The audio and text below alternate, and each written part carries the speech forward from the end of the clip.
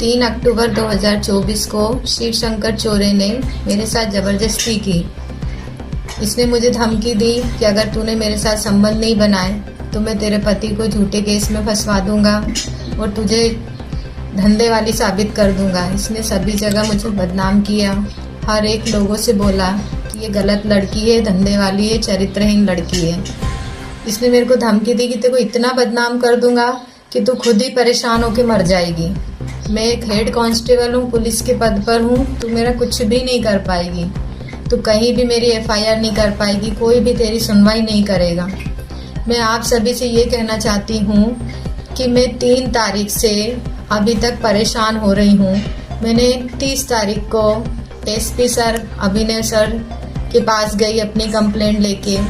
उसके बाद मैं अजाक थाने गई, मर्सकोले सर के पास, महिला थाने गई, सीएम हेल्पलाइन पे मैंने शिकायत की, महिला आयोग में शिकायत की, लेकिन कहीं भी मेरी कोई शिकायत नहीं लिखी गई।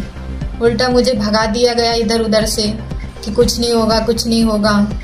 मैं बहुत परेशान हो चुकी थी। ये मुझे हर जगह मिलता था, अब शब्द बोलता था धंधे वाली, धंधे वाली, जान से मारने की धमकी देने लगा, मेरे पति को झूठे केस में फंसा देगा। आप बताइए कि मैं कहाँ जाती? जब रक्षक ही भक्षक बन गया तो न्याय की उम्मीद मैं किससे करूं? आज तक मेरी कोई सुनवाई नहीं की थी। जब मैं ज़्यादा परेशान हो गई तो मैंने सुसाइड कर लिया। उसके बाद भी मैं 2 दिन तक हॉस्पिटल गवर्नमेंट आईसीयू में भर्ती रही। कोई मेरे बयान लेने नहीं आए, कोई भी वहाँ पर ये देखने नहीं आया कि पीड़िता के साथ क्या हुआ।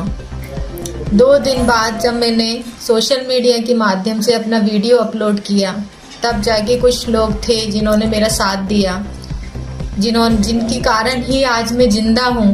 महिला थाने की एसआई मैडम अनीता शर्मा और अंजना मैडम, जिन्होंने मेरा पूरा सहयोग दिया, मैं उनका बहुत धन्यवाद चाहती हूँ। जो आज मैं जिंदा हूँ तो सिर्फ अंजना और अर्चना मैडम के कारण ही हूँ, जिन्होंने मुझे आज इस हालत में कि मैं अपनी बात आप लोगों को बता सकूँ। जब मैंने सुसाइड किया उसके बाद में पुलिस विभाग ने, कुछ पुलिस अधिकारी हैं जो साथ दे रहे शिवशंकर चोरे का, जिन्होंने मेरे पति के खिलाफ झूठी एफआईआर दर्ज की। मेरे पति का आचरण आज पूरे गुलाब सिटी, पूरे हरदा में, हम जहाँ जहाँ भी रहे, जहाँ मेरे पति की सर्विस रही, आप एक एक आदमी, एक एक महिला से पूछिए कि मेरा आदमी और मेरा परिवार, मेरा व्यवहार, मेरे पति का व्यवहार आचरण कैसा है। हम इस तरह के लोग नहीं हैं। मैं एक पढ़ी लिखी शिक्षित औरत हूँ। मेरे पति बैंक में, सरकारी बैंक में, मध्य प्रदेश ग्रामीण बैंक में असिस्टेंट मैनेजर हैं।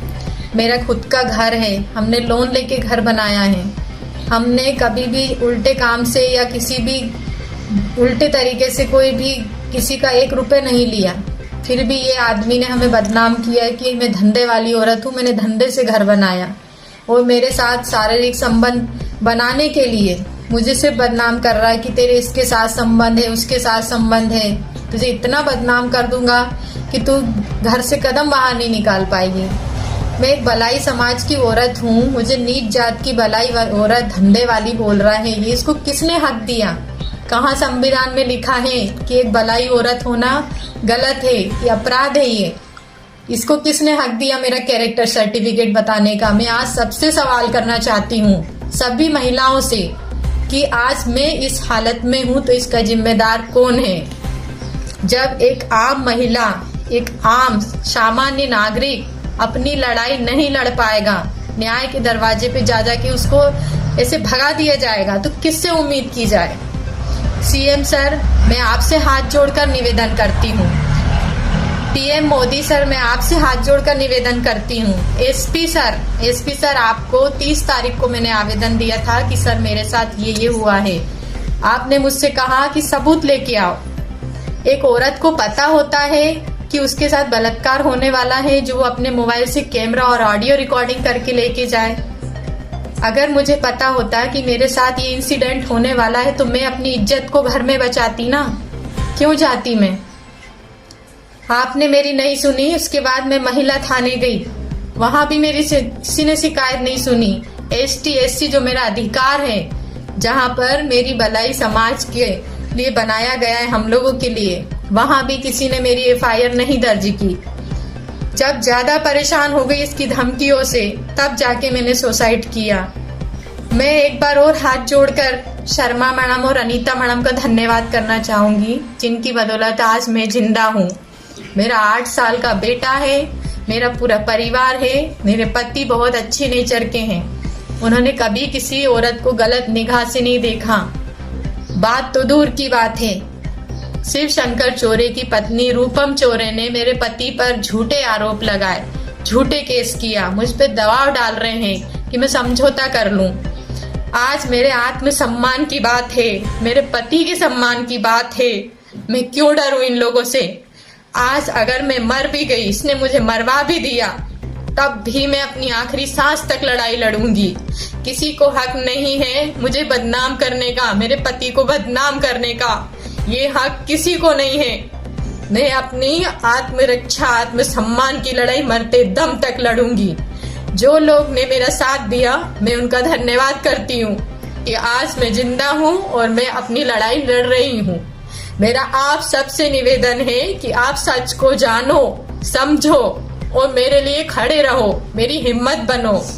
ये लोग मुझ पे दबाव डाल रहे हैं, काउंटर केस बना रहे हैं झूठा, मेरे पति को फंसाकर। आप बताइए मैं कहाँ जाऊं न्याय के लिए? मेरे पास कोई रास्ता नहीं बचा है। मैं आज इधर उधर लोगों के यहाँ रह रही हूँ क्योंकि मुझे डर है। अभी तक ना शिव शंकर चौरे की गिरफ्तारी हुई है, ना उसको सस्पेंड किया गया है। क्यों उसको बचाया जा रहा है? आखिर क्यों? क्या एक दलित महिला होना ये मेरा अपराध है, या फिर मैं एक महिला हूँ जो अपने आत्मसम्मान की लड़ाई लड़ रही हूँ, ये अपराध है? क्या अपराध किया मैंने जो आज मुझे डर के रहना पड़ रहा है? और शिव शंकर चौरे एक आजाद स्वतंत्र होके घूम रहा है, ड्यूटी पे जा रहा है।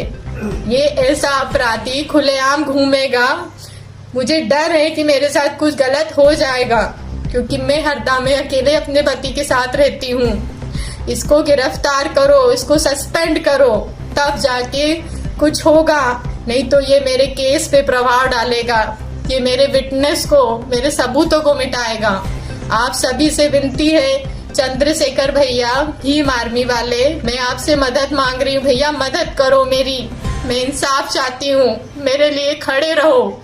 मैं लड़ना चाहती हूँ अपने आत्मसम्मान के लिए, अपने पति के लिए, अपने परिवार के लिए और हर औरत के लिए, हर एक दलित समाज की औरत, सारी समाजों की औरत जो आज बिना किसी डर के रह सके, क्योंकि मैं एक गलत औरत नहीं हूँ, ना मैं चरित्रहीन हूँ, ना मैंने किसी से 1 रुपए भी लिए हैं। मैं अपने पति रामेत नागवे, जो बैंक में असिस्टेंट मैनेजर के पद पर है, मैं अपने पति से बहुत खुश हूँ, बहुत प्यार करती हूँ। किसी को कोई हक नहीं है कि हमारे आत्मसम्मान पे ठेस पहुंचाए। मुझे न्याय दीजिए। कर दो सेव।